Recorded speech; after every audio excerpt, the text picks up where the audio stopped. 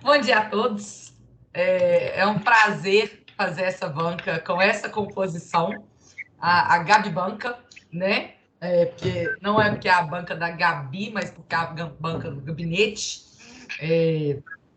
A gente tem tido, ao longo do último ano e um pouquinho mais, a honra de trabalhar com o Caio.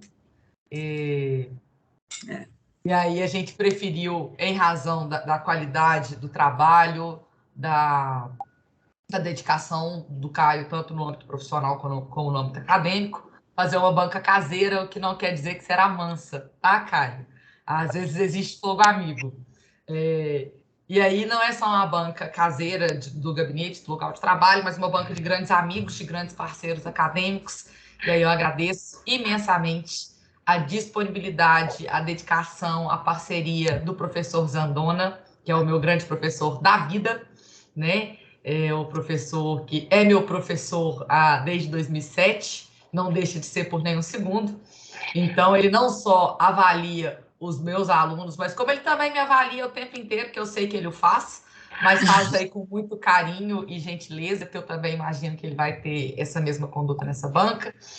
E fazendo aí uma escala entre professores e alunos, né? Que eu acho, sabe aquelas fotos que vêm da bisavó para a avó, para a mãe? Eu acho que é mais ou menos isso que a gente montou aqui hoje, porque aí de nossa estagiária e aluna também temos Paula, que em algum momento da vida, numa pós-graduação, vai ser professora de vocês, né? Porque é assim que a vida vai caminhando. Então, agradeço imensamente também, Paula, pela sua participação, pela sua dedicação, disponibilidade. E, prezado Caio, te passo a palavra por 10 minutos para que você possa apresentar o seu trabalho. Fique à vontade. Bom, vamos lá. Primeiramente, né, todo conhecido Caio Sérgio Alves dos Santos, aluno do curso de graduação do Centro Universitário Estácio de Belo Horizonte, curso de Direito. E hoje eu venho apresentar o meu tema. A princípio, eu gostaria de agradecer a disponibilidade de todos que vieram ocupar essa banca, principalmente a banca às 7 da manhã de quarta-feira, que é uma questão um pouco complexa, né, que exige um pouco mais da gente, exceto do Sérgio, que já está acostumado a trabalhar nesse horário. Mas fica o meu agradecimento e eu espero que vocês gostem do que eu tenho para apresentar hoje. Hoje eu faço a apresentação do meu tema, do meu trabalho de conclusão de curso, que é intitulado Análise da tutela antecipada, Análise da estabilização da tutela antecipada sob a ótica do Estado Democrático de Direito, cujo tema problema se pautou na incongruência do Instituto numa lógica de processualidade democrática, demonstrando que o Instituto ele não se encaixa, propriamente dizendo, dentro desse conceito de processualidade democrática no qual ele se encontra inserido. Bom, de início, eu começo pontuando que no Brasil, desde 1988, a gente instaurou o Estado Democrático de Direito, a Constituição Cidadã de 88, ela tem esse intuito, e a ideia, nesse Estado Democrático de Direito, é legitimar os atos do Estado através da participação popular.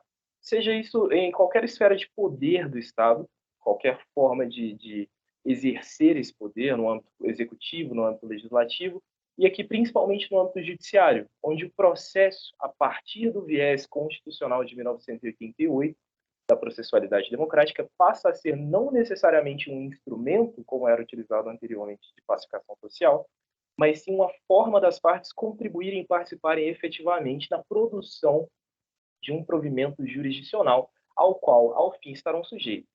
Para isso, a Constituição traz diversas garantias que nós adotamos hoje como princípios constitucionais processuais, entre elas o devido processo legal, o efetivo contraditório, amplitude de defesa, etc, etc.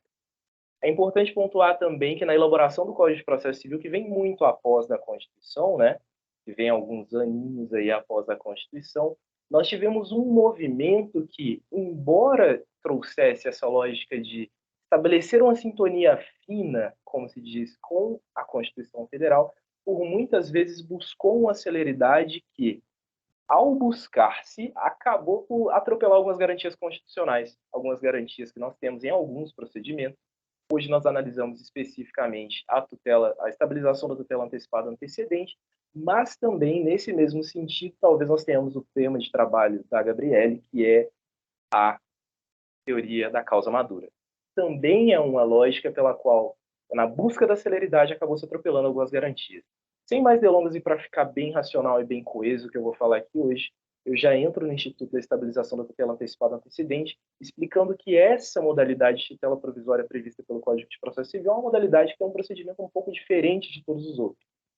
Porque nesse caso nós temos uma tutela antecedente, ou seja, que vem ainda anteriormente a, propriamente dizendo, a petição inicial, então é requerida num momento antecedente, restringindo-se a apresentar aqui os fatos, o direito, fazer uma indicação do pedido de tutela final, mas, ao mesmo tempo, em sua análise, o juiz acaba que fica ali preso nos requisitos do artigo 300 do CPC, que seriam probabilidade de direito, risco ao resultado útil de processo, para deferir ou não a tutela.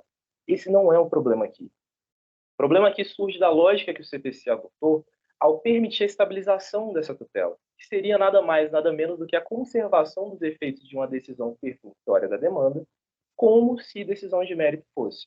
Em um princípio, a princípio, no procedimento, a gente pode dizer que, de fato, a partir do momento que o juiz defere essa tutela inicial, defere essa tutela antecipada antecedente, e nós temos o aditamento da inicial, como diz o professor Zandana, que não seria ainda o inicial, e que a parte não impugna especificamente a concessão dessa tutela por meio de recurso, haveria extinção prematura do feito sem resolução de mérito com a conservação dos efeitos da tutela antecipada antecedente deferida.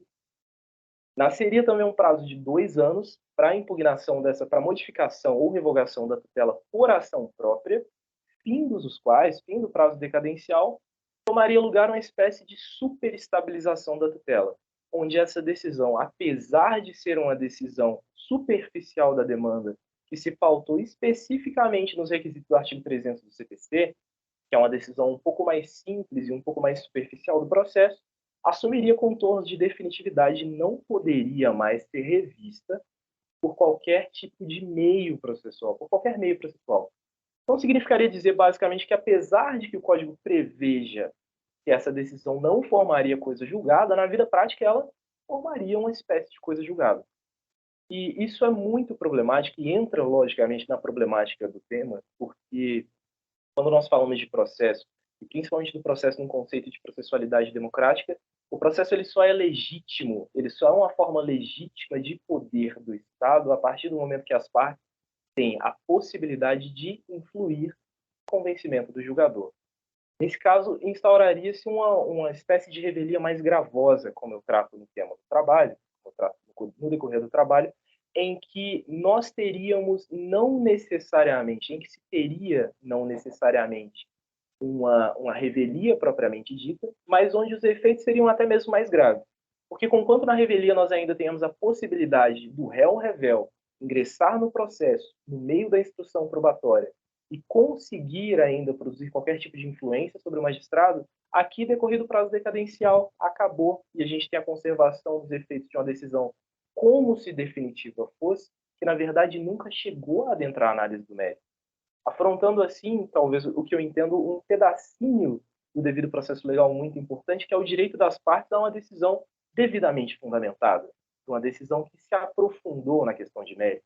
Nós teríamos, então, de certa forma, a antecipação de uma parte do julgamento do mérito que não poderia ser revista e que, ao mesmo tempo, não teria sido profunda o suficiente para trazer ao jurisdicionado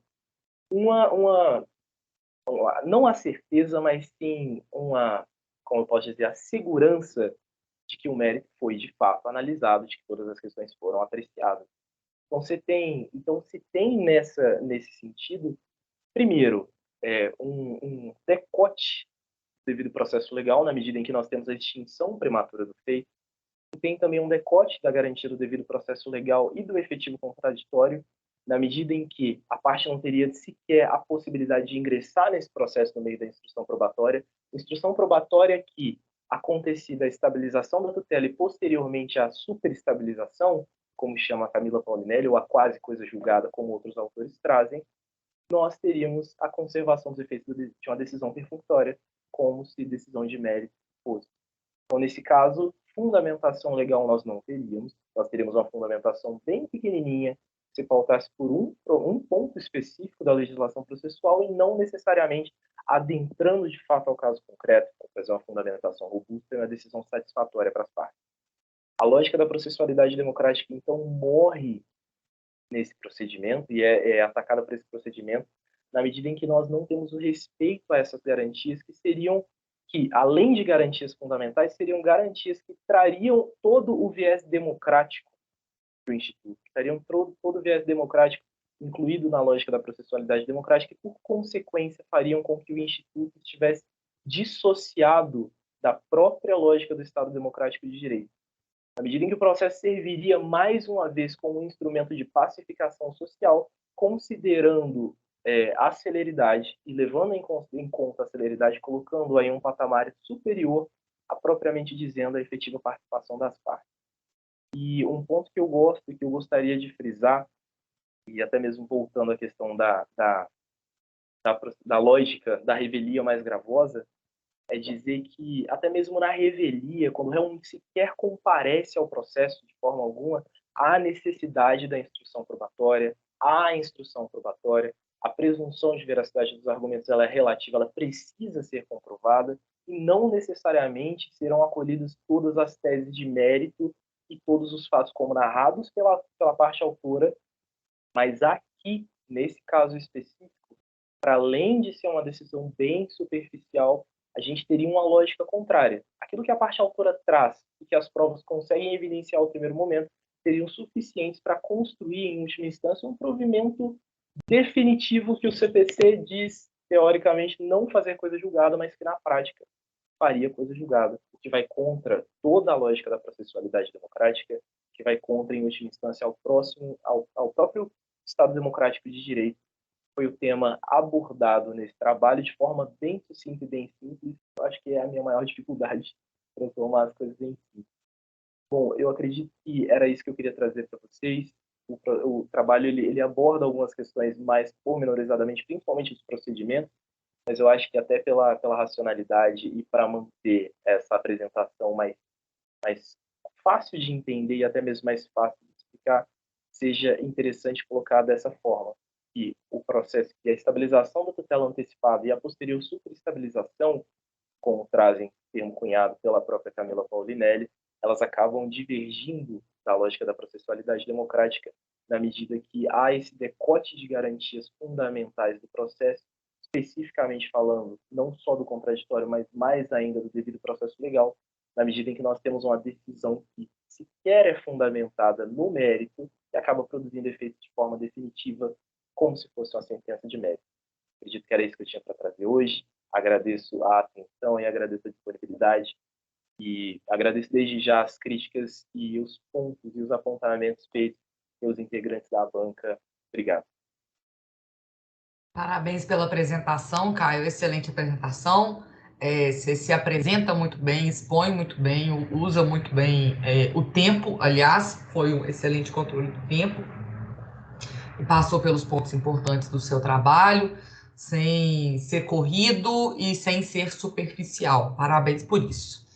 Professora Paula Oliveira, fique à vontade para fazer seus comentários. Agradeço mais uma vez pela disponibilidade, pela dedicação na leitura dos trabalhos. Bom dia, pessoal. Primeiramente, eu queria agradecer a oportunidade de estar aqui, pela professora Gabriela, pelo convite. E é uma honra estar na banca, tanto do Caio quanto da Gabriele. Caio, eu queria te parabenizar. Assim, eu acho que você é uma pessoa que, como eu falo, diariamente vai longe. E se é uma coisa que a professora Gabriela já falou uma vez de mim, que eu acredito que você tem capacidade para virar um ministro do Supremo Tribunal, se um dia você quiser, porque eu realmente acho que seu potencial é surpreendente. Quanto ao seu trabalho, eu acho que ficou muito bom, tanto a parte escrita quanto a apresentação. Você falou de uma maneira clara, direta, é um assunto muito delicado, né? Um assunto muito complexo, inclusive que a gente já tinha discutido algumas coisinhas, e é um assunto muito difícil de lidar, né? Diariamente no judiciário. A gente trabalha no judiciário sabe o quão complexo é existir esse dispositivo e esse entendimento no código. Bom, eu fiz umas pequenas anotações. Eu acho que você realmente explicou muito bem tanto o Instituto quanto a problemática que você queria trazer.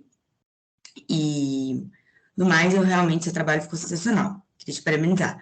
As pequenas anotações, eu vou deixar a parte da ABNT com o professor Zandona, porque acredito que ele sabe muito mais que eu, mas o que eu acho que talvez tenha, assim, faltado um pouco na parte escrita, acho que isso não seria o caso de trazer para a apresentação, mas talvez uma apresentação, eu não sei se você chegou a procurar, ou se você achou, mas jurisprudencial.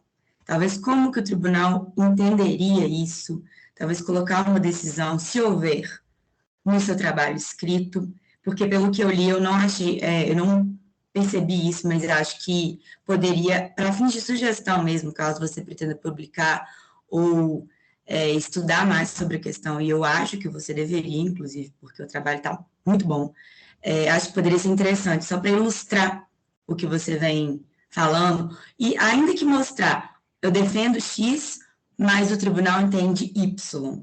Acho que é importante trazer esses pontos.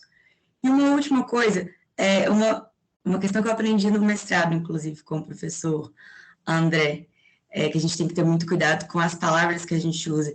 E eu acho que defendendo o que você defende, que inclusive é o que a gente também defende, que a decisão tem que ser participada, a palavra jurisdicionado não cai muito bem, porque ela reduz a parte, pelo que eu já aprendi, né, uma mera, que o juiz, ele coloca o juiz numa posição acima, então eu vi que você utilizou ela uma vez na apresentação e uma vez no texto, então acho que talvez seria interessante trocar essa palavra por alguma outra, como talvez a própria parte, alguma coisa do tipo. E no mais é isso, queria realmente te parabenizar, e é realmente uma honra e um orgulho poder estar aqui na sua banca. Muito obrigada mais uma vez e parabéns. Muito obrigada pelas suas considerações, Paula. Você me lembrou das minhas aulas com o André, né, quando ele falava do jurisdicionado. Porque o jurisdicionado é quem está sujeito à jurisdição, ele está numa situação de inferioridade, né? Aí o André ainda brinca assim, se for mulher é pior, porque é jurisdicionada, né? Então, e é uma palavra costumeiramente usada, que a Paula está te alertando, para que você possa continuar caminhando aí no desenvolvimento acadêmico, que assim a gente espera. Muito obrigada, professora Paula. Professor Sérgio Zandona, também agradeço mais uma vez a sua participação. Eu acho que é a primeira vez aqui nas minhas bancas de TCC da Estácio que a gente tem uma participação de tanto peso, né? Que não é um professor doutor, é um professor com 2 pós-doutorados, coordenador de um curso de pós-graduação, estrito sensu. Então, ficamos extremamente honrados com a sua participação, além de muito felizes, obviamente. Fique à vontade para fazer seus comentários sobre o trabalho do Caio. Professora Gabriela, professora Paula, Caio, Gabriele, que eu já vejo também. Desejar um bom dia a todos. Inicialmente, eu gostaria de agradecer o convite e eu fiquei muito feliz de estar aqui hoje. Eu me sinto também homenageado, né, pelo fato de ter sido convidado para 2 bancas tão importantes na trajetória do Caio, na trajetória da Gabriele. E a gente sabe qual é o sacrifício, né, de terminar um curso, de caminhar para fazer todos os estudos, as atividades, né, que as faculdades exigem. E esse momento de defesa é um momento muito especial na graduação, numa especialização, no mestrado, no doutorado, no pós-doutorado. E toda vez que eu sou convidado para uma banca, eu me sinto homenageado, porque no universo tão gigantesco de professores que poderiam participar das bancas, né, um professor ser convidado é porque, de fato, ele toca, né, no coração daquelas pessoas ali que estão defendendo. Então, mais uma vez, muito obrigado, professora Gabriela. E, de antemão, já te dou os parabéns pela orientação dos meninos, né? A gente fala meninos porque é o jeito carinhoso de falar, né, Caio? E te dou os parabéns também, Caio, por ser, né, esse pesquisador tão dedicado, né, esse servidor do Tribunal de Justiça tão dedicado. E não tenha dúvida o orgulho que eu tenho de todos vocês, né? Da professora Gabriela, da professora Paula, de você, Caio, da Gabriele, pelo fato de estarem indo tão bem, né? Como pesquisadores, como aí, profissionais da área jurídica. Ô, Caio, olha só, eu tenho algumas anotações de fato aqui de ABNT, eu tenho toque com isso, e eu não vou me alongar nelas, porque como eu tenho a sorte de trabalhar com você, Caio, eu posso, isso facilita muito eu te passar isso no gabinete, então não vou me alongar muito nelas. Só uns detalhes breves, assim, bem rápidos, questão de ponto, vírgula, que faltou em algum lugar, outro lugar não tinha ponto, você colocou, mas isso nada que deponha contra o seu trabalho, tá, Caio? A mudança de palavras, né? Por exemplo, na página 3, você coloca assim, na primeira linha, formulação da legislação, figurava a morosidade judicial. Antigo problema do Poder Judiciário. Eu coloquei assim, antigo e ainda atual. Então, fui colocando esses ajustes, um complemento de uma palavra, uma mudança de uma palavra. No parágrafo seguinte, você começa assim, como forma de solucioná-lo. Eu estou te indicando, sugerindo, como proposta de solucioná-lo. Eu acho que fica um pouco mais técnico, né? Que é o objetivo do trabalho, né? Tem que ser sempre essa vertente aí de tentar solucionar mesmo os grandes problemas jurídicos, né? No terceiro parágrafo dessa página, eu circulei procedimentos. Aí eu coloquei uma pergunta assim, que depois a gente pode refletir, discutir um pouquinho a respeito, se não seria processo, porque você usa a palavra procedimento várias vezes. E aí, como você vem numa vertente da teoria do processo constitucional, eu entendo que talvez o ideal fosse usar a palavra processo em vez de procedimento. Um outro detalhe, isso aí é um pouco toque também, da minha parte. Você utilizou a palavra verdade 7 vezes no seu texto. Você chegou a utilizar a palavra verdade 2 vezes na mesma frase. Então, toma muito cuidado com a palavra verdade, tá? Eu te sugiro tirar as 7 vezes que você utilizou ela no seu texto. Chegou ao ponto da sua conclusão, deixa eu ver aqui, eu acho que é na conclusão. Se eu usar a palavra verdade, não, antes, o parágrafo anterior à conclusão, na página 16, você colocou assim, você colocou verdade 2 vezes no parágrafo anterior à conclusão. Então, tomar cuidado com isso, né? Quando você fala assim, o verdadeiro, né? A verdade, a palavra verdade, ela é subjetiva, então toma cuidado. Outro detalhe que eu também te deixarei aqui para uma reflexão é o seguinte, você fala que processo democrático é o seu marco teórico. Eu não entendo o processo democrático como um marco teórico, tá? Porque se você for lá no instrumentalismo, na teoria da relação jurídica, eles vão falar que o processo é democrático. Se você for na relação jurídica, se você for na teoria neocionalista, se você for lá na teoria do processo constitucional, eles vão falar que o processo é democrático. Então, talvez um pouco menos na teoria neocionalista, mas todas vão defender um processo democrático. Então, eu entendo que processo democrático não serve como designação de marco teórico, tá? Mas respeito a sua opinião, você colocou isso aqui.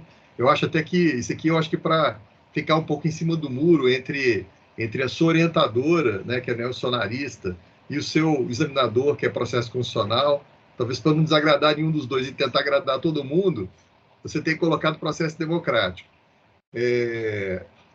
Tomar cuidado também, isso é toque também, eu não gosto de usar a expressão Constituição Federal.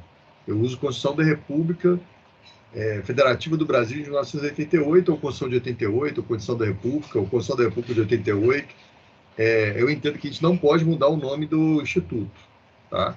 Apesar da Constituição ser de fato federal. Eu costumo dar o exemplo seguinte, Caio, eu sou Galo, mas meu nome não é Galo, então você não pode me chamar de Galo, apesar de eu ser Galo, entendeu? Então a Constituição é federal? Ela é federal, mas não é o nome dela? Não é o nome dela, né? Então tomar cuidado com isso. Com relação à BNT ainda, tomar cuidado porque não é parênteses, 3 pontinhos, parênteses, é colchete, 3 pontinhos, colchete, tá? O meu nome também não tem um de Freitas.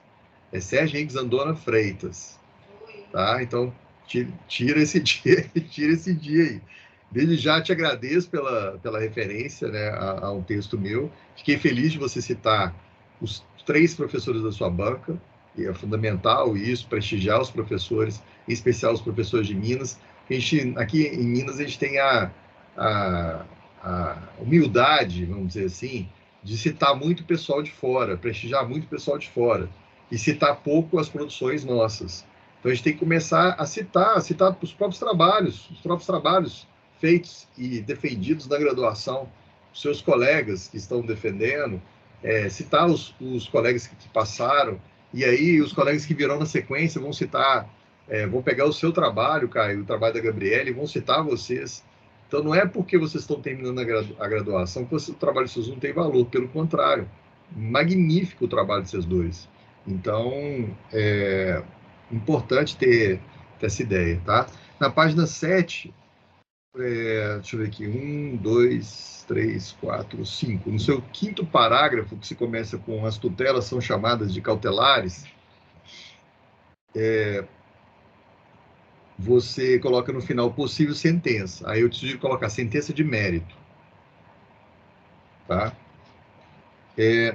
Nessa mesma página, você fez uma citação curta como longa.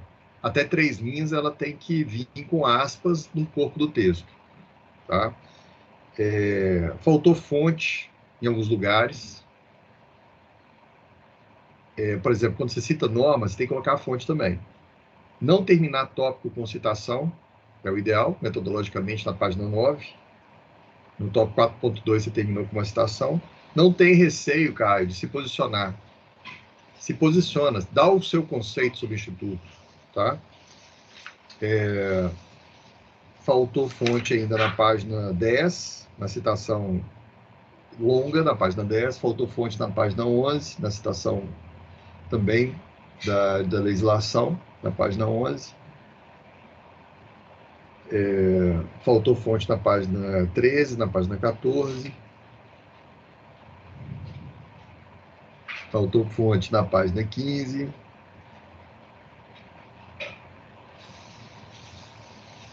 Na sua conclusão, Caio, você usou a palavra conclusão 2 vezes, dentro da sua conclusão. Toma cuidado com isso também, tá? Se o tópico chama conclusão, algo que está dentro dele pode ser diferente de conclusão, então você não precisa falar conclusão, tá? Então pode tirar essas 2 palavras conclusão que tem dentro da sua conclusão, porque se o tópico chama conclusão, tudo que está dentro é conclusão, tá? Outro detalhe que eu tenho toque também, não chamar o CPC, quando a pessoa chama o CPC 15 de novo Código de Processo Civil, tá? Então tira essa palavra novo daí, novo Código de Processo Civil, de 2015. Até porque isso aqui, imagina, o seu trabalho publicado daqui a 10 anos, vai estar lá o novo, vai ser esquisito. Tem gente que chama o Código Civil de novo até hoje, Código de 2002. Você nem tinha nascido ainda, Caio. Você aí, Gabriela, nem tinha nascido ainda. Então, assim, tem gente que chama até hoje Código Civil de 2002 de novo Código Civil. Né? Então, desprega isso de você, porque senão, o resto da vida você vai chamar o CPC 15 de novo. Tá? E alguns detalhes no tópico referência. A palavra referência ela é centralizada. Todo título que não tem número, ele é centralizado. A palavra é centralizada, o título é centralizado. Então, a referência da palavra é centralizada. E um detalhe ou outro de ponto, vírgula, aí nas referências, que depois eu te passo. Tá? Concordo com a professora Paula, quando ela fala que o ideal seria você, se tivesse mais um pouquinho de tempo, agregar aí julgados, eu acrescentaria. Emendaria com a fala da professora Paula, dizendo que se você talvez tivesse feito também uma pesquisa em teses e dissertações, seria legal, porque é o trabalho mais testado que a gente tem na academia, são as teses e dissertações. Então, se você tivesse agregado esse tipo de fonte no seu trabalho, também daria mais força ao seu trabalho. E eu entendo, Caio, que celeridade é diferente de razoável duração do processo. Celeridade é busca de resultado rápido.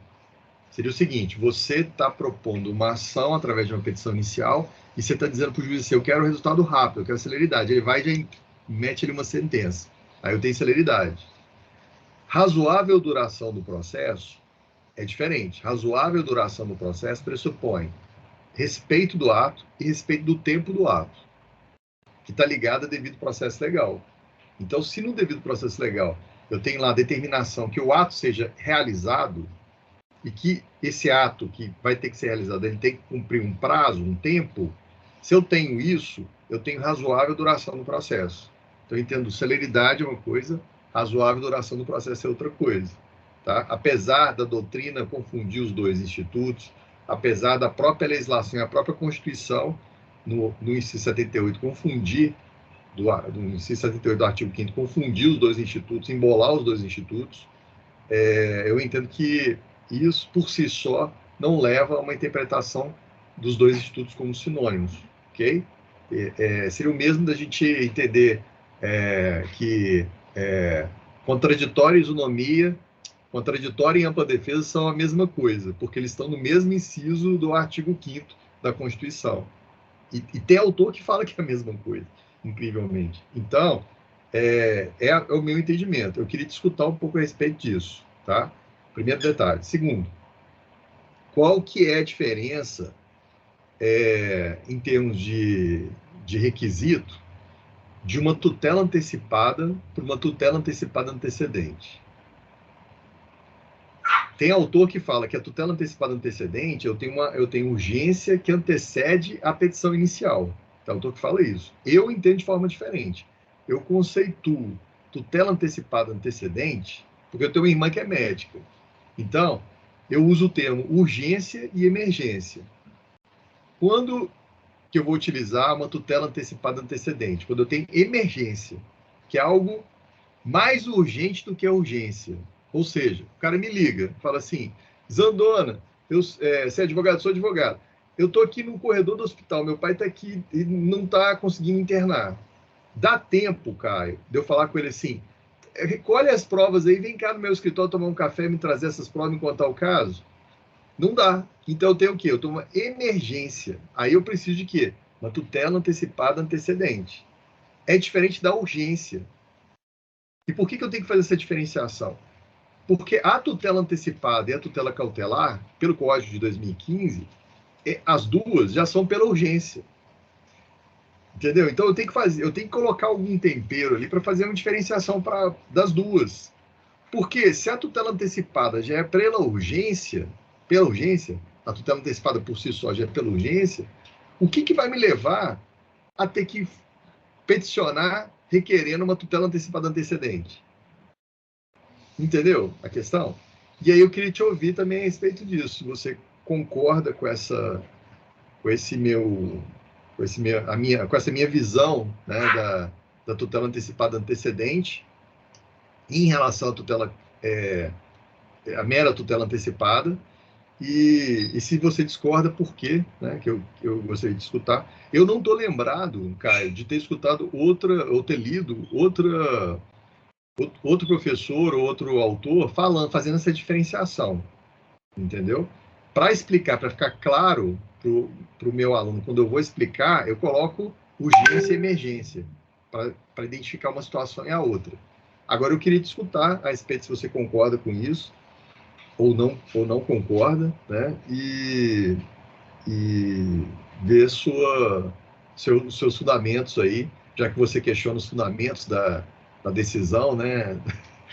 Eu gostaria de escutar os seus fundamentos aí a respeito dessas duas questões aí, celeridade versus razoável duração do processo e tutela antecipada, mera tutela antecipada para tutela antecipada antecedente. Obrigado, professor Gabriel. Eu que agradeço as suas considerações, professor Sérgio. Não é à toa que é o meu professor, né? Porque até eu aprendo durante a banca com os comentários que ele faz. E acredito que todos nós saímos aqui sabendo um pouquinho mais sobre direito processual do que quando chegamos. Caio, pode ficar à vontade, dar sua resposta, professor Zandona. Bom, de início, eu gostaria de pontuar que foram São 2 pontos muito bem trazidos e eu não teria capacidade hoje até mesmo de bagagem jurídica para discordar dos 2 pontos. Eu acredito que muito bem colocado, principalmente a questão da diferenciação entre a razoável duração do processo e a celeridade. Faz todo sentido, até pela própria etimologia da palavra razoável, né? Uma questão do meio termo, o que dá para fazer dentro de uma duração satisfatória do processo, que não seja tão rápido a ponto de atropelar as coisas, mas ao mesmo tempo não seja tão devagar a ponto de cair naquela velha sistemática e naquela não tão velha sistemática, na verdade, até mesmo atual, da morosidade judiciária. E, por outro lado, falando especificamente a respeito da diferença dos requisitos de concessão da tutela antecipada e da tutela antecipada requerida em caráter antecedente da incidental, eu acho e pelo que eu percebo, de fato existe uma diferença, até porque no início do meu texto até trago isso, dizendo que a tutela antecipada requerida em caráter antecedente traria aquela urgência que não comporta a espera. Não é necessariamente, e nesse caso cabe a distinção entre urgência e emergência. De fato, nós teríamos uma situação peculiar que demandasse ainda mais procedimento um pouco mais célere, um pouco mais rápido, uma apreciação mais rápida, até porque o direito está num perigo, tem um perigo de dano envolvido, no caso concreto, um pouco maior do que seria, por exemplo, na tutela antecipada incidental, onde eu tenho um perigo de dano, mas o perigo de dano ainda não é tão urgente que justifique a apresentação ou o ajuizamento de uma tutela antecipada em caráter antecedente, que, teoricamente, e pelo que me parece, até mesmo analisando assim por alto, com a pouca experiência que eu tenho do judiciário, uma exceção à regra geral, que é a regra de utilização das tutelas antecipadas incidentais, e não das tutelas antecipadas antecedentes. Eu acho que essa questão foi muito bem colocada, a questão da diferença, e apesar do código não tratar da emergência em si, leva a criar a própria redação do dispositivo que prevê a possibilidade da tutela antecipada antecedente, que de fato nós falamos de uma situação emergente e não de uma situação urgente. Eu não tinha me atentado para isso quando trabalhando o texto, até porque, como bem pontuado pelo professor, eu não encontrei nenhum tipo de citação doutrinária nesse sentido, enquanto pesquisando sobre a matéria. Eu não vi ninguém diferenciando, propriamente dizendo isso, mas fazendo também o adendo que essa urgência que traria a possibilidade de ajuizamento da tutela antecipada, da requisição da tutela antecipada em caráter antecedente, ela de fato ainda é mais urgente, entrando na categoria da emergência, que necessariamente das tutelas antecipadas em caráter meramente incidental. Que seriam urgentes, mas não tão urgentes a ponto de justificar o ajuizamento da tutela antecipada em caráter antecedente. São essas as considerações, e eu trabalhei realmente, de fato, em cima, mais ainda, da questão da celeridade processual. Até a crítica fica e traz essa mesma ideia de adoção da celeridade, no sentido de uma marcha processual deliberadamente acelerada, na intenção, ou melhor dizendo, ocasionando, nesse meio tempo, decotes de determinadas garantias fundamentais, o que, a meu ver, no procedimento não se trata necessariamente de duração razoável do processo, mas sim de adoção da celeridade, pela celeridade. A meu ver, não é justificável com o decote de outras garantias constitucionais no meio do caminho. São essas considerações. Professora Gabriela, estou satisfeito, e só destacando aqui que nenhuma dessas ponderações que eu fiz, elas depõem contra o trabalho do Caio, que está magnífico. Ele está muito, muito acima da média, né, geral de trabalhos realizados no nível da graduação. E eu tenho visto trabalhos, muitos trabalhos mesmo, até mesmo do mestrado e no doutorado, inferiores ao trabalho do Caio. Então, o trabalho do Caio é um trabalho no nível, né, do estrito senso. E então, aqui mais uma vez reforçando aqui os parabéns a você, Caio, pela dedicação. E depois nós vamos continuar debatendo um pouco mais lá no gabinete sobre esse assunto, porque em direito processual é o assunto que mais me atrai, é a questão das tutelas de urgência. Tá? Mais uma vez, obrigado, professor Gabriel. Eu que agradeço essas ponderações, professor Zandona. Caio, o seu trabalho é um dos que eu pude palpitar antes da defesa, né? Antes da avaliação. Eu sempre ressalto, professor Sérgio, que aqui os alunos da Estácio, eles têm uma orientação que é virtual por um professor designado pelo sistema, mas eu, como coordenadora de TCC, eu tenho a possibilidade de acompanhar o trabalho daqueles alunos que me procuram, que não são todos, obviamente. Então, em alguns trabalhos eu dou alguma orientação, em outros eu só descubro do que eles se tratam na véspera da banca. O do Caio e da Gabriele, né, os dois igualmente eu tive a oportunidade de ler previamente, de dar alguns palpites, algumas sugestões de melhoria, que foram acatadas, e isso é importante de destacar, porque às vezes o aluno não quer ouvir a crítica, no seu caso você estava extremamente aberto. Te parabenizo pelo trabalho. Como o professor Zandona comentou, é um trabalho que seria facilmente apresentado como artigo de conclusão de pós-graduação, sem que ninguém desconfiasse que você ainda não está numa pós-graduação, tá? É um trabalho desse grau acadêmico, com literatura jurídica toda recente. Talvez a coisa mais antiga que você tenha citado tenha sido eu mesma, de um texto meu de 2015, mas fora isso, que também já tinha uma previsão de CPC em vigor, então não é um texto desatualizado. Teve esse cuidado de trazer grandes nomes da Escola Mineira de Processo, dentre eles a Camila Paulinelli, que eu fiquei muito feliz de vê-la aqui, que é uma grande amiga minha e uma grande pesquisadora. Gosto que você tenha ousadia, inclusive, de criar expressões suas, como é o caso da revelia mais gravosa, que eu confesso que é uma expressão que eu gostei muito do dia que você me apresentou. E te parabenizo pelo seu trabalho. Obviamente, nunca é um trabalho perfeito. O professor Zandona não falou, porque ele sempre fala, então eu vou falar, a perfeição não é desse mundo, então a gente não chega lá. Então, sempre é possível fazer alguma correção, alguma melhoria, mas é um trabalho muito, muito bom. Professor Zandona, aqui na FUMEC nós temos nota na FUMEC, olha, aqui na Estácio, eu estou confundindo até onde eu já estou. Aqui na Estácio a gente tem nota, né? O trabalho escrito, ele recebe uma nota dada pelo orientador virtual do sistema, e aqui a gente avalia mais uma vez o trabalho escrito e a apresentação com nota de 0 a 10. Eu queria te perguntar se, em razão da sua postura lá no mestrado, você quer fazer a deliberação de notas no privado ou publicamente? Se a gente está defendendo um processo democrático, a gente tem que seguir o processo democrático, né, Caio? E o processo democrático manda uma sala reservada, Caio? Caberia segredos de estado de banca no processo democrático? O que o Caio prefere? Eu acho que cabe uma deliberação pública, até porque eu acho que temos uma concordância em relação à nota. Eu, como coordenador, eu vou sugerir, fiquem à vontade para discordar, que por seu trabalho, que foi elogiado, que eu chego, inclusive, a comentar que seria um trabalho apresentado em nível de pós-graduação. A minha sugestão de nota é 10. Eu concordo, professora. Eu também acho que é 10.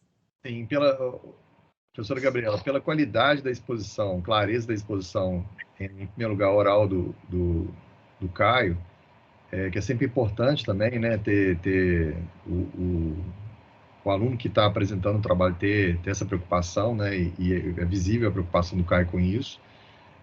Embora tenha sido curtíssimo o prazo, né, para ele se preparar, exposição muito clara, objetiva, e que foi reflexo também do trabalho escrito, Caio. Então, assim, eu também concordo com a professora Gabriela, concordo com a professora Paula, e da minha parte, se a nota máxima é 10, você tem um 10, tanto na apresentação quanto na parte escrita. Então, eu tenho a felicidade de te declarar aprovado no seu trabalho de conclusão de curso.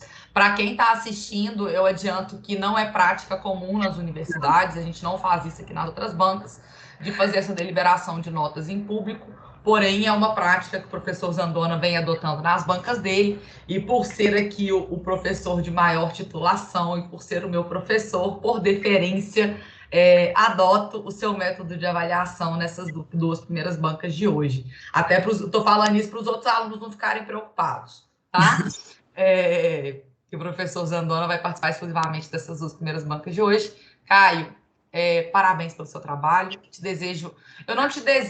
Eu prevejo extremo sucesso na sua carreira acadêmica, é diferente de desejar, né? Eu acho que, a não ser que por algum desvio de percurso muito aleatório que você resolva fazer, né, na sua vida, e que também está liberado de fazer, porque a gente não é obrigado a seguir caminhos muito certos, você inevitavelmente terá muito sucesso na sua carreira profissional e acadêmica, principalmente acadêmica. A gente quer te ver no mestrado, tá? Mais cedo ou mais tarde, já fico sabendo disso. Parabéns, querido. Pessoal, um bom dia para vocês e obrigado pela oportunidade, não só acadêmico, de aprender com vocês, que são grandes mestres do dia a dia, tanto da filosofia, das ciências jurídicas, quanto também das ciências da vida. Agradeço muito a parte todo mundo que disponibilizou um tempinho para estar aqui nessa quarta-feira de manhã. Muito obrigado pela nota e muito prestigiado e privilegiado por ter vocês compor esse momento tão importante, que é o encerramento de um ciclo tão grandioso na vida de todo mundo, que é a conclusão do curso de graduação. Obrigado de coração. Vamos dar prosseguimento aos nossos trabalhos de hoje, continuando a Gabi Banca, com a defesa do trabalho da Gabriele, cumprimentando-a da mesma forma efusiva que fiz com o Caio, porque temos hoje a grande felicidade de termos pescado na Estácio. Não vou falar nossos estagiários, porque, salvo engano, até hoje você não é estagiária ainda, né? Você deixou de ser e voltará a ser. A gente tem estagiários de nível de qualidade o suficiente para assumir cargos dentro do gabinete, para fazer substituições. Então, são estagiários super poderosos, podemos dizer assim, né? Temos estagiários aí de imensa qualidade acadêmica e profissional. Então, te cumprimento com o mesmo entusiasmo que cumprimentei o Caio, me sentindo extremamente feliz com essa banca nessa manhã de quarta, apesar de eu ter acordado às 6 da manhã, eu já recuperei aí o grau de felicidade no dia de hoje. Eu não acordo muito feliz, gente, eu levo muito tempinho para ficar, mas nesse momento, honrada pelas presenças dessa banca, eu já recuperei o grau de felicidade. Gabriele, fique à vontade para fazer a defesa do seu trabalho, seu prazo é de 10 minutos, depois faremos os nossos comentários. Bom dia a todos. Eu gostaria de agradecer, primeiramente, a presença de cada um nessa banca. Eu sei que todo mundo teve que acordar cedo, então agradeço imensamente a presença da professora Gabriela, da professora Paula e do professor Sérgio. Eu já gostaria de agradecer também pelas ponderações que vocês vão fazer após a defesa do TCC, que vão servir com toda certeza para engrandecimento do trabalho. O meu trabalho, ele trata da análise da teoria da causa madura, e para isso eu faço uma análise da teoria sob a ótica dos princípios que regem os recursos no processo civil. Inicialmente, a teoria da causa madura ela foi introduzida no ordenamento jurídico brasileiro a partir da Lei 10.352 de 2001. Então, ela vem desde o CPC de 73, embora no CPC de 73 ela fosse uma faculdade do julgador e não uma obrigação, como é no CPC de 2015. A teoria da causa madura ela é um instituto criado, dentre vários outros, a fim de obter uma celeridade processual que está ali atrelada ao princípio da duração razoável do processo. Contudo, eu entendo que a celeridade processual ela poderia ser alcançada de uma forma menos gravosa por um melhor aparelhamento estatal para poder atender essas demandas crescentes que são advindas do rompimento do Estado mínimo. O grande problema desse trabalho foi analisar a compatibilidade ou a incompatibilidade do processo civil. Inicialmente, eu pontuo que do choque entre os princípios, e isso vai da nossa forma de visão da Constituição, do choque entre princípios, um não está apto a anular o outro.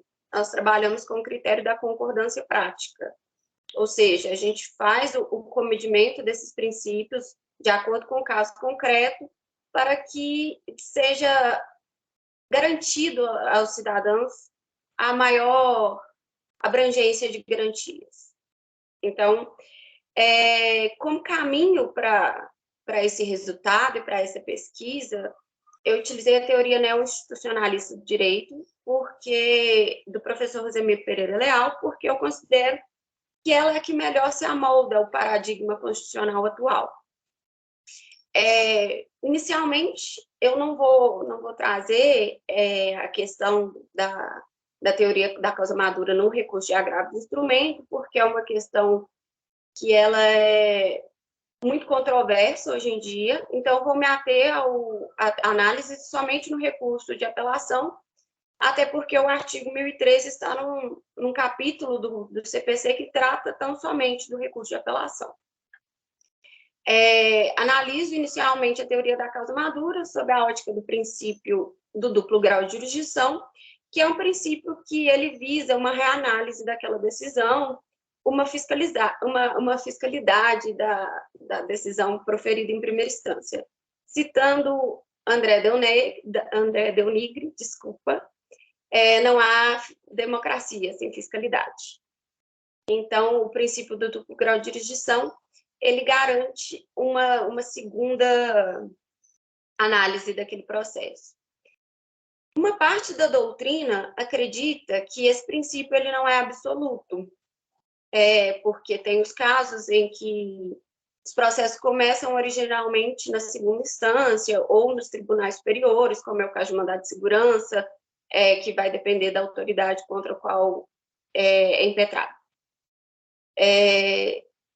Contudo, eu pontuo que existe a remessa necessária, que ela obriga, até nos casos que não foi interposto recurso pela Fazenda Pública, ela obriga essa reanálise. Então, nós podemos inferir do Instituto da Remessa Necessária que essa reanálise do processo é algo extremamente necessário. Embora ela seja suprimida pela teoria da causa madura, ela é garantida pela legislação nos casos em que a Fazenda Pública é parte. O segundo ponto é a análise da teoria da causa madura sob a ótica do princípio da reformatio impejus. Para isso, é necessário a gente pontuar que o recurso de apelação ele tem efeito suspensivo e devolutivo automático. O devolutivo ele diz respeito às matérias impugnadas poderem ser reanalisadas pelo tribunal, somente as matérias impugnadas no recurso de apelação. Dessa forma,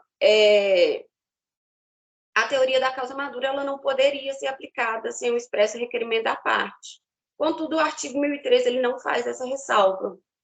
E ele dispõe que a teoria da causa madura tem que ser aplicada em todos os processos que, quando você vai anular a sentença, ele está maduro para julgamento. Ou seja, já teve produção de provas e já teve a discussão. Só que essa questão, embora esteja pacificada na doutrina, que não há possibilidade de se aplicar a teoria da causa madura sem expresso requerimento da parte, essa não é a realidade do judiciário atual. E sobre o princípio da reformatio impejus, se eu estou impugnando uma parte específica do meu recurso e o tribunal está conhecendo do mérito, ele poderá me prejudicar, o que acaba infringindo a vedação da reformatio impejus. Na reforma, o tribunal poderá proferir uma decisão que não vai ser tão favorável a mim, apelante. Nesse trabalho, eu precisei me aprofundar na garantia do devido processo legal, no processo constitucional, porque nós precisamos analisar a teoria da causa madura sobre o prisma das garantias da cidadania e das garantias constitucionais. A teoria do professor Rosemiro, ela propõe que nós enxerguemos os sujeitos do processo, tanto o julgador como as partes, de forma igualitária. Então, desse modo, a gente tira esse poder do julgador e iguala ele às partes. Nessa condição de iguais, nós não podemos suprimir o efetivo contraditório das partes, a fim de que o julgador dê a sua decisão, exare seu convencimento, sem essa fundamentação que vem das partes. Ou seja, a fundamentação da decisão ela tem que ser trazida pelas partes. Com essa supressão do contraditório, nós suprimimos também princípios e garantias constitucionais, eles são mitigados na teoria da causa madura, na aplicação desse instituto.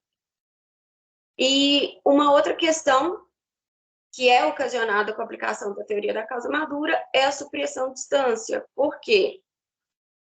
Após o julgamento de mérito pelo tribunal, são limitadas as hipóteses recursais. Nós temos o recurso especial e o recurso extraordinário. E eles são limitados a hipóteses que estão no artigo 102, 103 da Constituição. Então, nós temos a afronta à lei federal, a afronta à Constituição, o dispositivo constitucional. Ressalvadas essas hipóteses, não há recurso. Se a segunda instância, o tribunal, ele reforma uma decisão que não teve julgamento de mérito na primeira instância e não cabe recurso especial e recurso extraordinário dessa decisão, essa decisão ela é única e última instância, ou seja, ela é irrefutável. Ela não está oponível à crítica. E isso vai contra o conceito de produção de conhecimento, que é você dar a sua tese, ela é criticada e a gente chega numa conclusão. Então, eu concluí desse trabalho que os princípios que estão na Constituição, principalmente os princípios que se aplicam ao processo, eles têm, por fim, garantir o exercício da cidadania. E, nesse caso,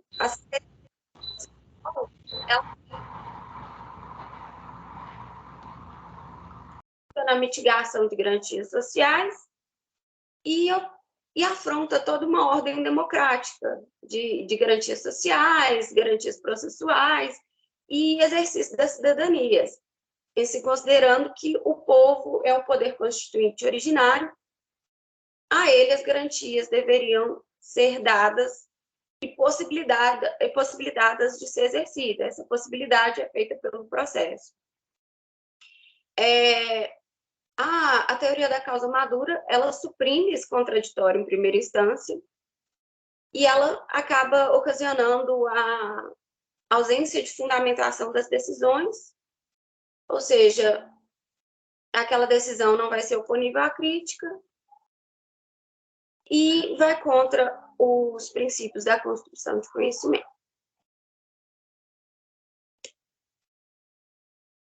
Gente, desculpa, porque eu estou um pouco nervosa, embora eu veja vocês todo dia.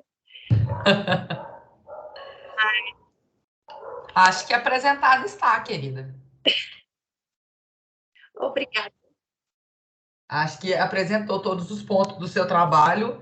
E aí uma dica até de coordenação de tempo, né? Quando eu vou apresentar algum trabalho escrito assim, hoje não mais, que hoje eu já estou mais à vontade na vida, mas quando eu tinha maior preocupação com isso, eu anotava tópicos, que aí eu ia fazendo o checklist de cabeça. Isso aqui eu já falei, posso passar para o próximo. Ela tá com os tópicos ali, ó. E aí, quando eu chego no final, que eu vi que eu falei o último, eu falo, então encerro a minha apresentação, porque aí ela passa até cara de encerramento, tá? Na verdade, eu tenho mania de falar assim, no mais, são essas as minhas considerações sobre essa temática, fico à disposição para eventuais comentários. Aí eu sempre encerro com essa mesma frase, que aí eu não corro o risco de chegar no final e falar, ai meu Deus, eu não sei se eu encerrei. Tá? Que eu acho que foi essa sensação que você teve aí agora no final, de não tenho certeza se eu cheguei no final e falei uma frase que não termina, tá? Mas fora isso, boa apresentação, excelente tema, excelente escolha. Enquanto o Sérgio tem ali uma queda pelas tutelas provisórias e de urgência, eu tenho uma queda por qualquer questão recursal, né? E desde sempre, eu acho que a maioria das partes de coisas que eu escrevi na vida até hoje são sobre recurso, quando você escolheu essa temática, coincidentemente, eu estava publicando um artigo com a mesma temática, vi que ele foi utilizado, ele foi referenciado, escrevi aí conjuntamente com a professora Paula Oliveira, né? E agradeço extremamente por ter sido referenciada no seu trabalho. Paula, mais uma vez te agradecendo pela participação, te passo a palavra para que possa fazer seus comentários para a Gabi. Bom dia, Gabi. Muito obrigada pela palavra, professora. E, primeiramente, eu queria te parabenizar. O seu trabalho ficou muito bom, ficou sensacional, tanto a parte escrita quanto a apresentação. Assim como eu falei com o Caio, eu acredito demais no seu potencial. Eu tenho certeza que você é uma pessoa diferenciada e que vai ter uma carreira acadêmica, profissional, assim, sensacional. E é um orgulho e uma honra poder estar participando dessa banca. Eu sei o tanto que vocês fizeram por onde, tanto que vocês se esforçaram para fazer esse trabalho de conclusão de curso, e realmente esse trabalho ficou muito bom. Eu acho que, assim, é um tema extremamente complicado, né? É um tema que, da mesma forma, a gente lida com isso no tribunal, assim, recorrentemente, e a gente vê coisas absurdas acontecendo. Então, eu acho que é importante você trazer essa temática para um debate e, inclusive, continuar estudando esse tema. Eu sei que você tem vontade de seguir numa carreira acadêmica, assim como eu, o professor Zandona, a professora Gabriela, Caio também, e eu acho que você deveria, inclusive, nesse mesmo tema. Eu também adoro, assim, processo civil no geral, e acho que é um tema extremamente interessante. Eu gostaria de fazer algumas ponderações, mais uma vez, deixando a parte da ABNT para o professor Zandona, são ponderações em relação ao trabalho. Pouquíssimas coisas, apenas talvez sugestões mesmo, para se você tivesse interesse em publicar, coisas do tipo. Na página 8, você começa falando logo que você não... deixa eu só me situar aqui um minutinho. Isso. Na verdade, na página 8, não, na página 5. Sobre a possibilidade de aplicação da teoria da causa madura também é um recurso de agravo do instrumento. E aí, na página 8, você vem falando que esse não é o objetivo primordial do texto, do seu estudo. Então, eu acho que talvez, isso foi até uma coisa que eu aprendi com o professor Danube há muito tempo, fosse interessante você deixar essa parte para o final, como um mero acréscimo ao trabalho, mas não, talvez, no início. Mas isso é para fins de sugestão. Você sabe que eu sou uma pessoa muito sistemáticazinha, então, talvez, para fins de sugestão, eu acho que fosse interessante para o texto, talvez para a organização do texto. E uma outra coisa que eu percebi, e também falei isso com o Caio, eu acho que faltou a jurisprudência. Assim, pelo que eu vi nas suas referências, você trouxe a jurisprudência justamente nesse caso do agravo de instrumento, que foi um entendimento do STJ e um acordo de vereador Oliveira Filho como relator, mas não trouxe a jurisprudência nos outros pontos, ainda que em contrário ou a favor que você defenda. E, inclusive, eu até anotei porque eu achei interessante, acho que isso pode enriquecer demais o seu texto. Na sua apresentação você fala que, assim, entretanto, essa não é a realidade do tribunal, mas eu acho que faltou no texto mostrar qual é a realidade do tribunal, mostrar, tipo assim, se existe uma divergência, inclusive a favor do que você se posiciona, e acho que seria simplesmente para enriquecer o texto, mas acho que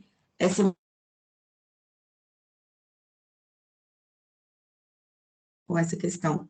E acho que também vale para o Caio. Mas existem talvez pessoas leigas que, quando vem a questão ilustrada, fica até mais fácil de entender. Isso eu vejo de outras bancas de TCC que participei, inclusive com a professora Gabriela, e quando no assunto que você domina, você vê ali um caso, você fala assim, tá, entendi. Então, acho que pode ser interessante. Mas eu acho esse trabalho impecável, eu acho que realmente você deveria continuar pesquisando, estudando sobre essa questão, e mais uma vez te parabenizar, falar que é uma honra poder estar aqui, mas é isso, as sugestões que eu queria fazer eram apenas essas, realmente a título de sugestão, e mais uma vez te parabenizar, Gabi. E é isso. Agradeço imensamente os seus comentários, professora Paula, com certeza vão enriquecer o trabalho da Gabriele. E passo a palavra, mais uma vez, ao meu querido e grande amigo e professor Sérgio Zandona.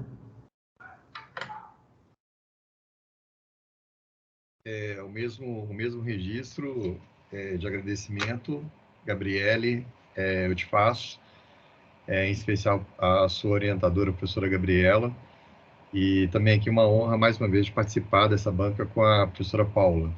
Eu gostaria de deixar registrado aqui a presença do meu querido amigo Joshua Blake, professor Joshua, a quem conheço e admiro de longa data também, acompanho, né, sua trajetória de sucesso também, fico muito feliz de vê-lo aqui.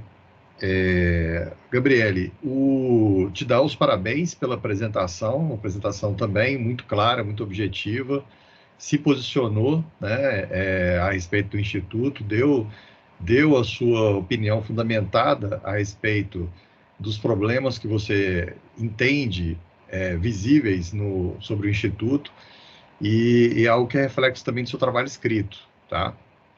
Como a professora Paula falou, eu tenho toque com metodologia e com a BNT, então tem alguns detalhes que, se você me permitir, eu posso te passar, escanear o texto, vou fazer a mesma coisa com o Caio, escanear e encaminhar para vocês as observações metodológicas, até para a gente não estender muito dessa parte. É questão de ponto, questão de numeração de tópicos, que realmente é um detalhe ou outro que tenha passado aqui, tá? Me incomodou um pouquinho, isso é questão de toque também, da mesma forma que no trabalho do Caio, quando ele usou a palavra verdade, no seu trabalho você usou muito a palavra meio. Se você observar, vou jogar depois lá no localizado Word, você vai ver que você usou meio pelo menos umas 5 vezes. E você chegou a usar a palavra meio 2 vezes na mesma frase, por meio.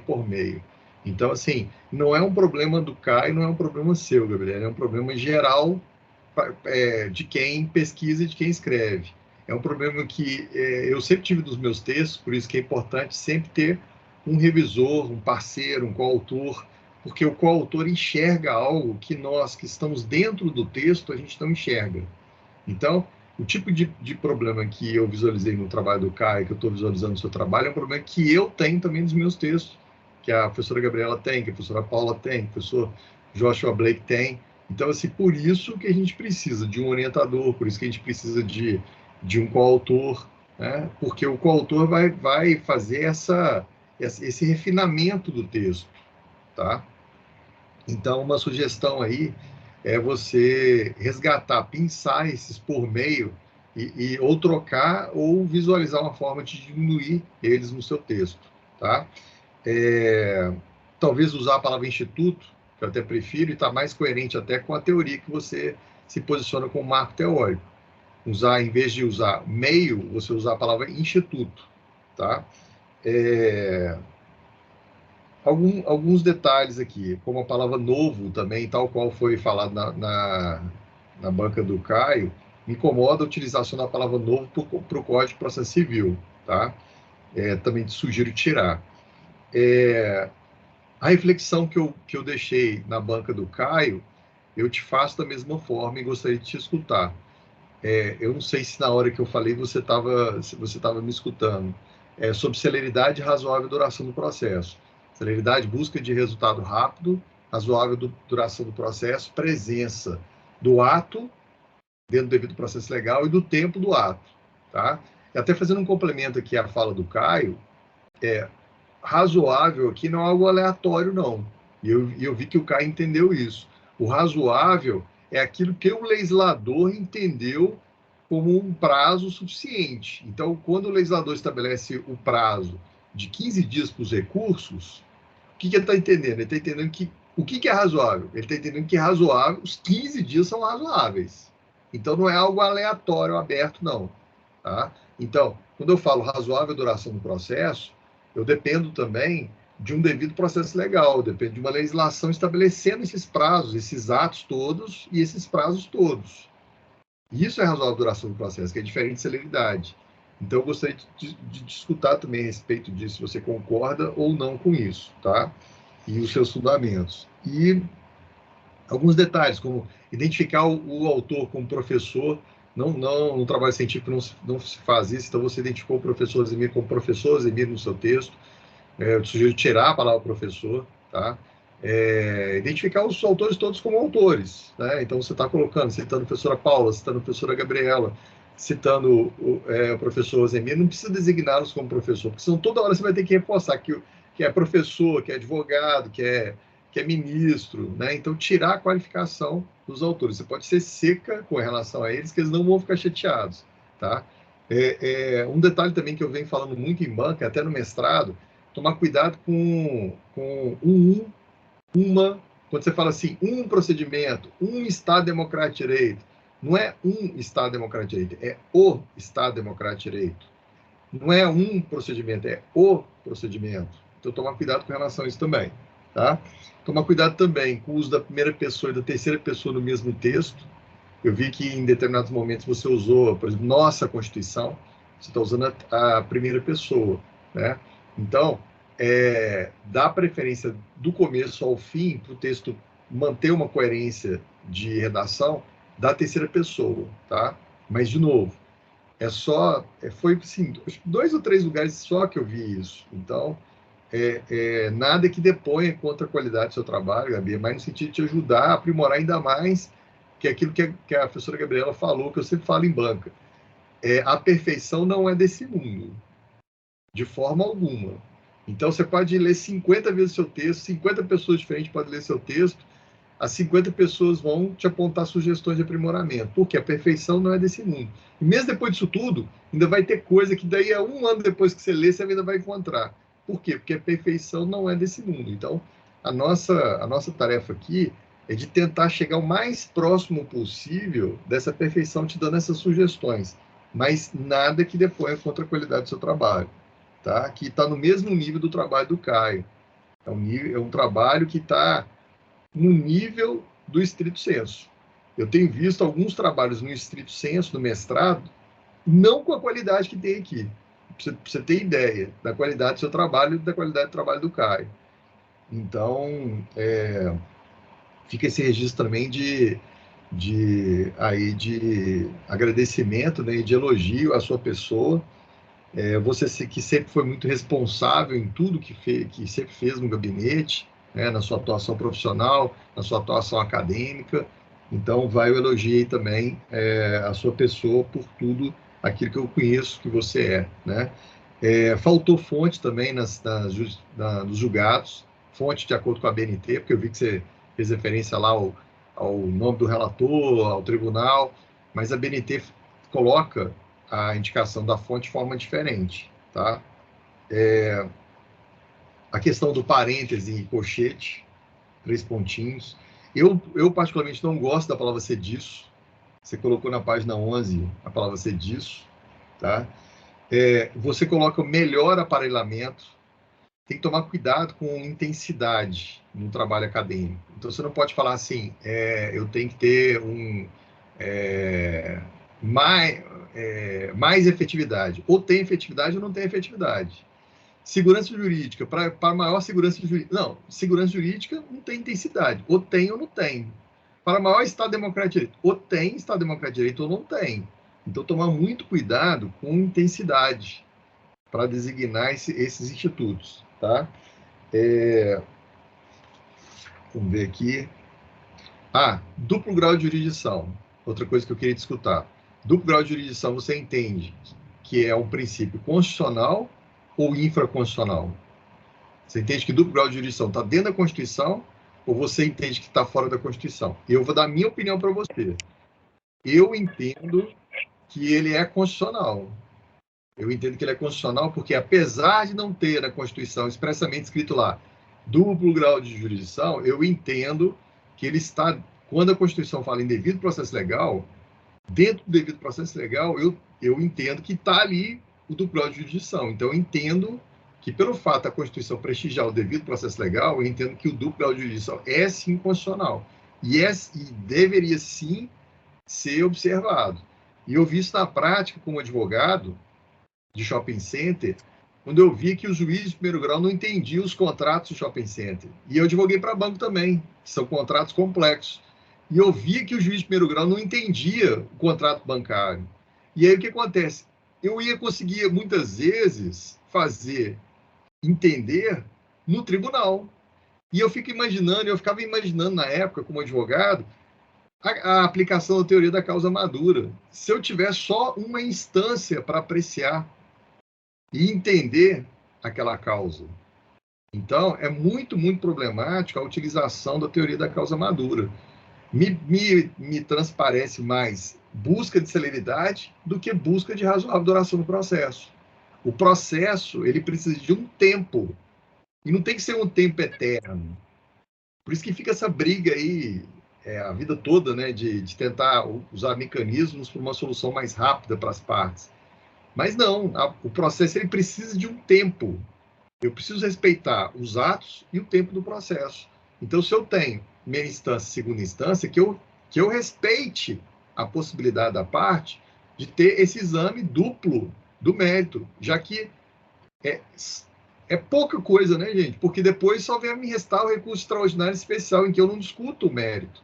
Eu vou discutir só questões processuais, vícios, né, que eventualmente pode ter ali, em razão de uma interpretação equivocada da Constituição, uma interpretação equivocada da legislação. Mas questão probatória, por exemplo, eu não posso discutir mais, né? Então, é pouco demais eu ter duas instâncias, né? E todo mundo fala que isso é demais, e cria lá a teoria da causa madura, reservando a uma instância só decidir tudo, né? E uma reflexão também que eu gostaria de te escutar sobre se você entende que é diferente devido processo legal e devido processo constitucional.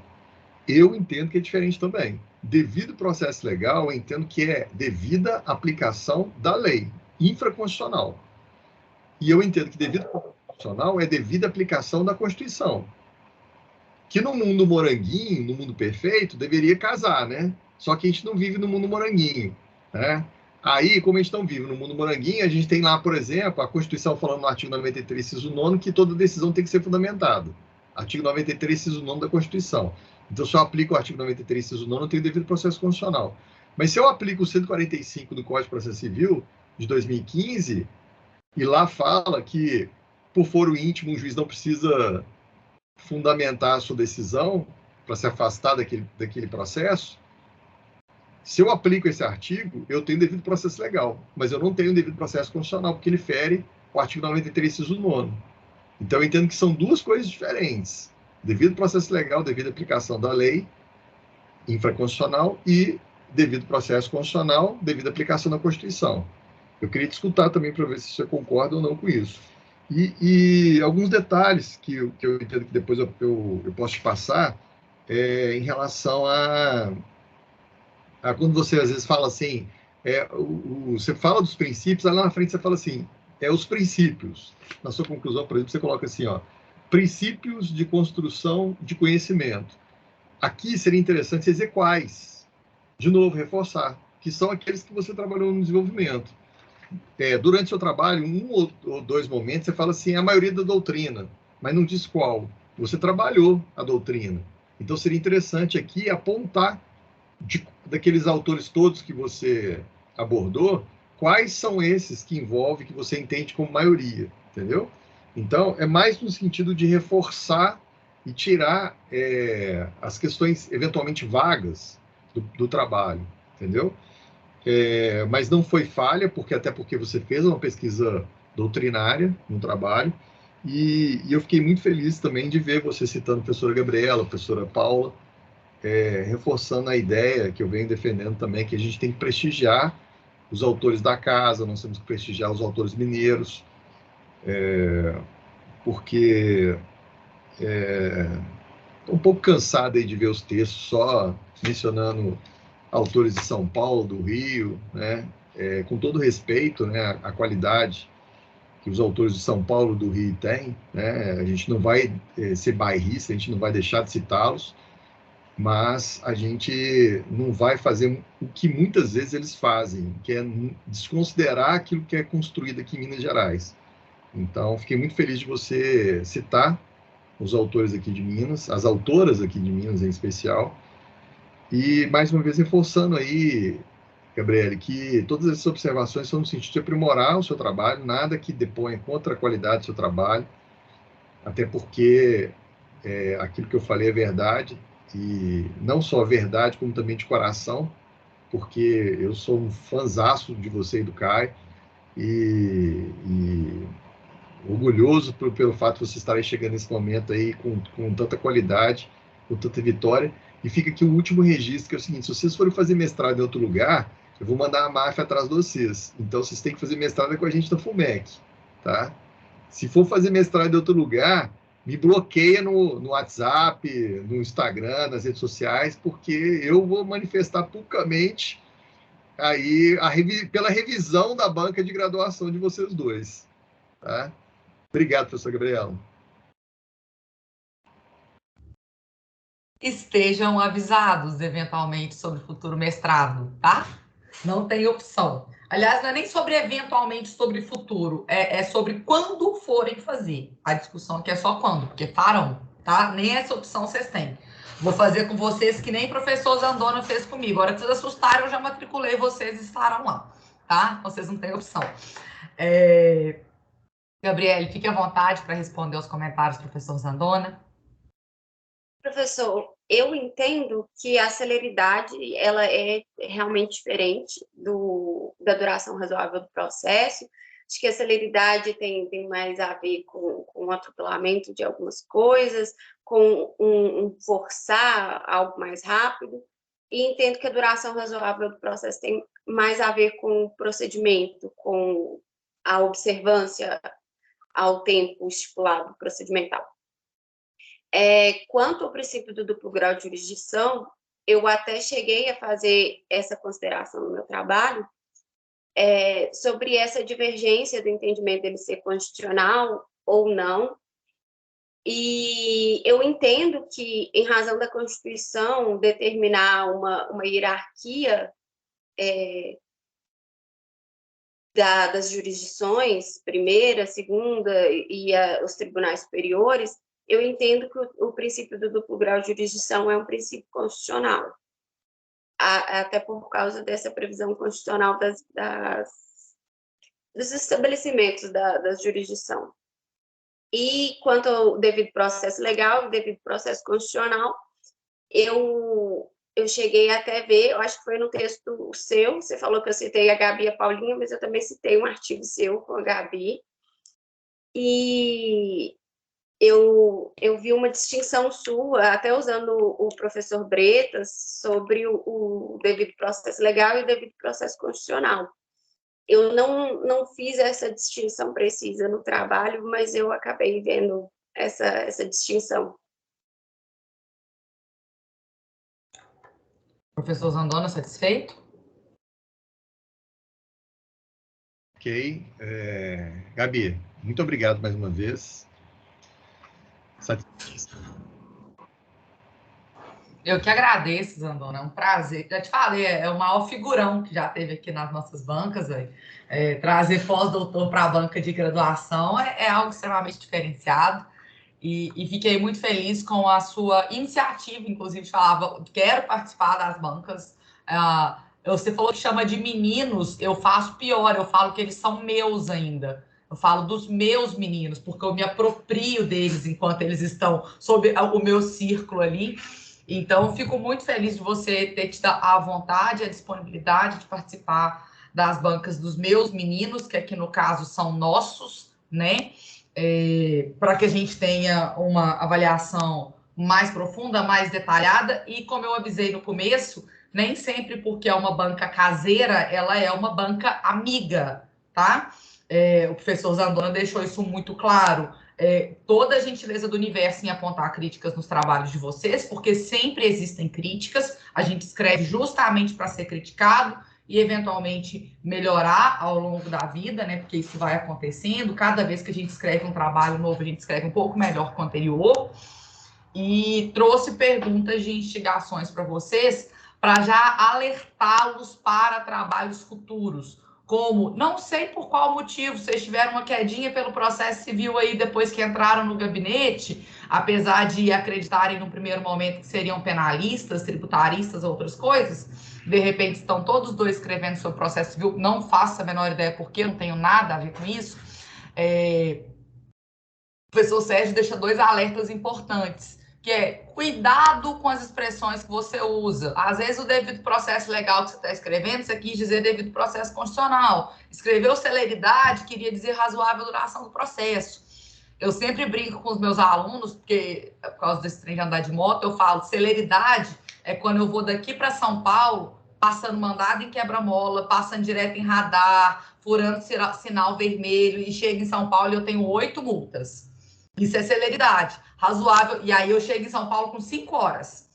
Agora, a razoável duração do processo, eu gasto 8 horas de viagem, mas eu não levo multa, eu não coloco ninguém em risco, eu não me coloco em risco. É isso que diferencia a razoável duração para a celeridade. A cautela que eu tenho com a segurança, no caso do processo das partes, para que os direitos e garantias das partes sejam observados, ao longo do procedimento. Eu sei que eu vou chegar no final e que eu vou chegar bem. A diferença da razoável duração do processo é essa. Eu sei que a gente vai chegar no final e vai chegar vivo. A celeridade, possivelmente, seus direitos vão morrer no meio do caminho. Então, fico alerta para coisas futuras que vocês forem escrever. Parabéns pelas apresentações, pelas respostas. Professor Zandona, mais uma vez, avaliação pública, mantendo o seu padrão. Perfeitamente, de acordo. Professor Zandona, já que é para garantir processo democrático, ele tem que ser transparente, tem que ser claro e tem que ser fiscalizável, porque senão, às vezes, a gente está discutindo no privado assim, gosto mais de fulano do que de fulano. Fulano tem ali um posicionamento que eu nem concordo, apesar do trabalho ser ótimo, né? Então, no público, a gente evita com que isso aconteça. Gabriele, só um comentário antes de eu encerrar, para a gente passar para avaliação. O professor Sérgio fez o alerta que você usa a expressão melhor aparelhamento do Estado no seu trabalho na página 11, e eu acho que você repete ele depois na página 20. Cuidado com essa expressão, já que o Sérgio está alertando para alguns usos de expressões. Aparelhamento é uma expressão que, num momento anterior histórico, já quis significar melhores aparelhos, melhores equipamentos, melhores técnicas. No mundo contemporâneo, graças a alguns critérios políticos, aparelhamento significa tomada de poder pelo grupo. Aparelhamento é quando o presidente coloca no STF todos os ministros que são do lado dele, quando ele coloca como chefia em todos os cargos que seriam de fiscalização dele, pessoas que são muito amigas, e a gente chama isso de aparelhamento. Ainda que não seja uma expressão técnica, ela passou a ser usada assim nos tempos atuais. Então, evitar falar melhor aparelhamento, né? A gente pode trocar por melhores técnicas, melhores métodos. Eu acho que método fica legal. Aí, aparelhamento pode soar pejorativo, tá? Então, retomo aqui para avaliação. De novo, a gente mencionou que o seu trabalho teria qualidade para uma pós-graduação.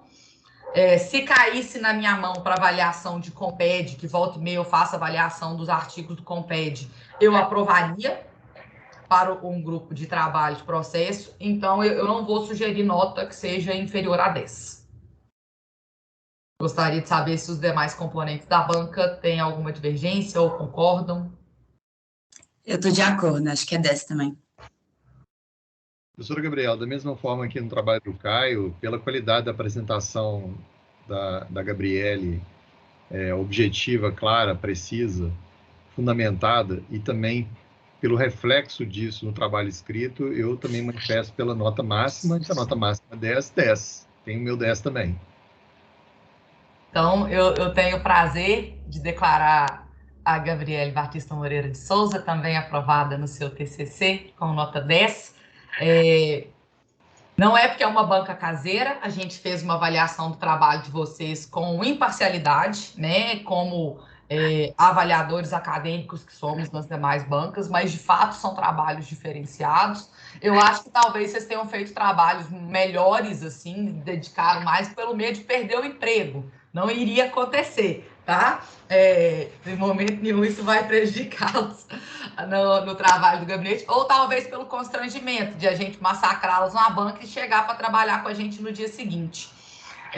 Mas se foi por isso ou não, brincadeiras à parte, ambos fizeram excelentes trabalhos e eu tenho muito orgulho de tê-los como profissionais no mesmo ambiente de trabalho que eu tenho, de dividir o dia a dia, as angústias processuais, as angústias tributárias, com perguntas muito difíceis que vocês nos fazem, nos provocam todos os dias, e o que me demonstra que quando algum profissional em começo de carreira ele faz perguntas muito difíceis, é porque as mais fáceis ele já consegue lidar. Então, ele já superou um momento inicial de dificuldade com questões básicas. E aí ele pode me lançar perguntas que são das mais complexas possíveis. E eu agradeço diariamente por essas perguntas, porque elas não só melhoram o trabalho de vocês, melhoram o raciocínio jurídico de vocês, como elas me provocam, me instigam e me fazem refletir sobre questões que até então eu não tinha refletido. Então, vocês me permitem ser uma profissional melhor, porque vocês são profissionais melhores. Eu tenho extremo orgulho de vocês dois e eu tenho certeza que terão um futuro brilhante. Professora Gabriela, se me permite? Permito. O Caio e a Gabriele são muito melhores do que eu na cidade deles. E nesse momento deles, que eu estava nesse momento no meu curso. Então, assim, eu gostaria de fazer mais um encaminhamento aqui, que é o seguinte, eu não sei se é possível isso na Estácio, mas pela qualidade dos dois trabalhos escritos, eu acho que merece, inclusive, que conste em ata a sugestão de publicação de ambos os trabalhos. Eu não sei se é possível constar isso em ata na Estácio, mas se for possível, se não for possível... Eu me redijo a ata, eu faço constar. Eu estou de acordo, viu, professor? Eu, assim como o professor Sérgio, eu fico imaginando, não tem muito tempo que eu passei por esse momento, né? Alguns anos aí, e com certeza vocês dois estão muito além de qualquer trabalho que eu tenha feito na graduação. Então, parabéns. Olha, eu não sou uma pessoa muito modesta, mas o TCC de vocês é melhor do que o que foi o meu lá atrás, né? Esses dias que tá todo mundo no Instagram resgatando tema de TCC, epígrafe. Aí eu abri o meu e falei, ai, que coisa, né? Então, eu acho que o de vocês tem melhor qualidade. E faremos constar, e fica a provocação para a publicação, tá?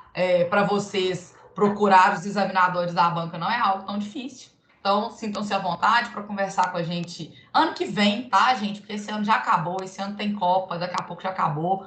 Mas ano que vem a gente senta e faz uma revisão final e encaminha esse trabalho para publicação. Então, com isso, pode falar. Qual que é o prazo que eles têm para depositar?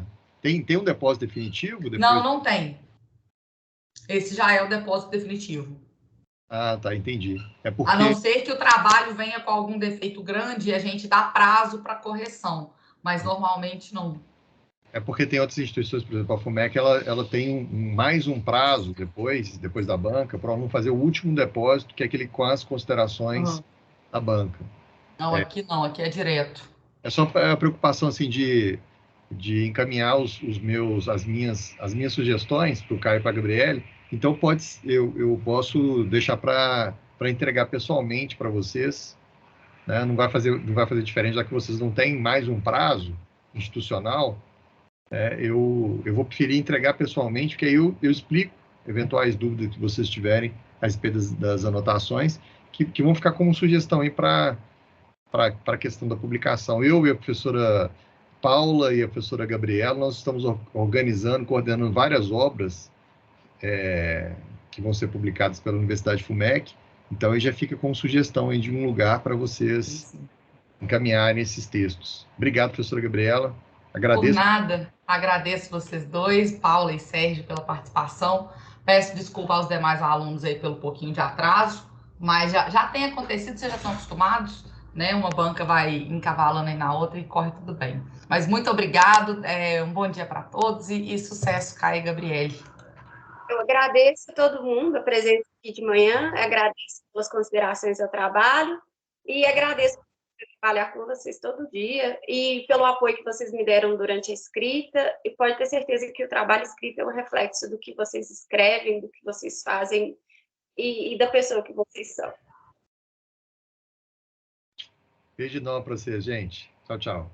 Tchau, tchau. Tchau, gente. Muito obrigada.